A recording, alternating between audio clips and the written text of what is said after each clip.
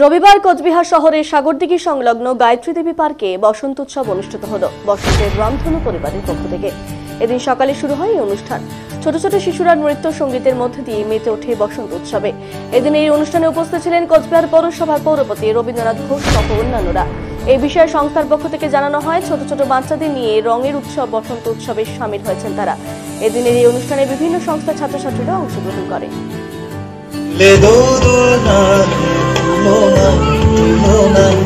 দোলে দোদুল দোলে ঝুলো না, দোলে দোদুল দোলে ঝুলো না,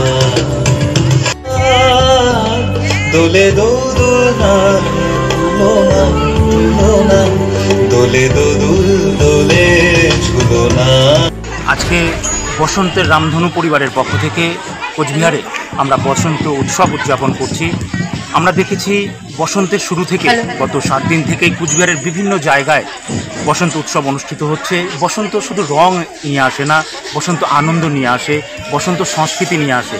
সেই সংস্কৃতিকে আমরা আমাদের শহরের বুকে, সমগ্র বাংলায়, সমগ্র মানুষের মাঝে প্রতিষ্ঠিত করতে, রঙের খেলায় সকলকে আনন্দ দিতে, সকলকে মাধুরতায় মিশিয়ে দিতে রামধনু পরিবারের এই প্রচেষ্টা।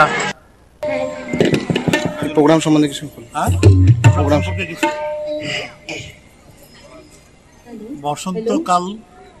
কালে বসন্ত উৎসব কবিগুরু রবীন্দ্রনাথ ঠাকুর শান্তিনিকেতনে শুরু করেছিলেন এই বসন্ত উৎসব সম্প্রীতির বার্তা দেওয়ার জন্য, প্রত্যেকের সাথে প্রত্যেকের একটা ভাব ভালোবাসা তৈরি করার ক্ষেত্রে এই উৎসবটা তিনি কাজে লাগিয়েছিলেন। তখন থেকেই সারা রাজ্য জুড়ে এই হোলির আগেই বসন্ত উৎসবের আয়োজন করা হয়। বসন্ত উৎসবের মধ্য দিয়ে বাঙালির আমরা আসলে নতুন আমাদের প্রচেষ্টা যে আমাদের কোচবিহারের নবাগত যে স্কুলগুলো আছে, আবৃত্তি স্কুল, নাটক স্কুল, গানের স্কুল, আমরা নবাগত স্কুল মিলে আমরা 7 জন মেম্বার নিয়ে আমরা এই বসন্তের রামধনু প্রথম প্রয়াস করছি।